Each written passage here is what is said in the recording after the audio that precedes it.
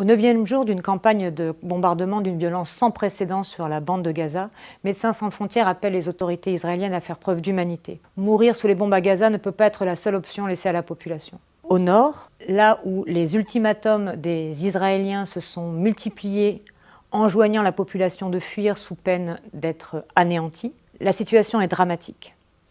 Parmi les gens qui n'ont pas pu fuir, qui ne savent pas où aller, se trouvent des collègues de Médecins sans frontières qui se sont terrés avec leurs familles sur place ou qui continuent autant que possible de soigner les blessés qui affluent dans les hôpitaux. Les hôpitaux sont débordés.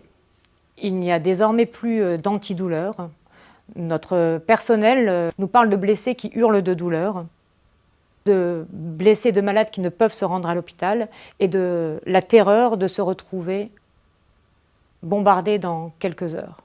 D'autres personnes nous racontent l'impossibilité, ne serait-ce que de sortir 1 heure pour aller se réapprovisionner au sud de Gaza, là où la population a été appelée à se déplacer par les autorités israéliennes.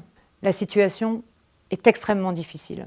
Les gens s'entassent dans des campements précaires, improvisés, où l'accès à l'eau, à la nourriture est extrêmement problématique. Les bombardements continuent aussi au sud de Gaza. Ce que nos équipes nous rapportent, c'est une difficulté d'accès à l'eau qui s'aggrave d'heure en heure. Face à cette situation critique, nous demandons aux autorités israéliennes d'organiser et de maintenir des zones véritablement sûres où la population peut espérer être épargnée des bombes.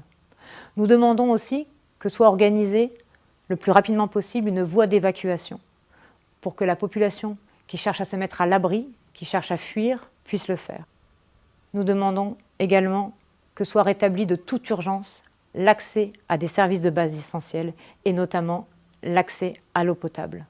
C'est de la survie immédiate de centaines de milliers d'êtres humains, des hommes, des femmes, des enfants, des vieillards, des blessés, des malades, du personnel soignant, du personnel humanitaire dont il est question aujourd'hui.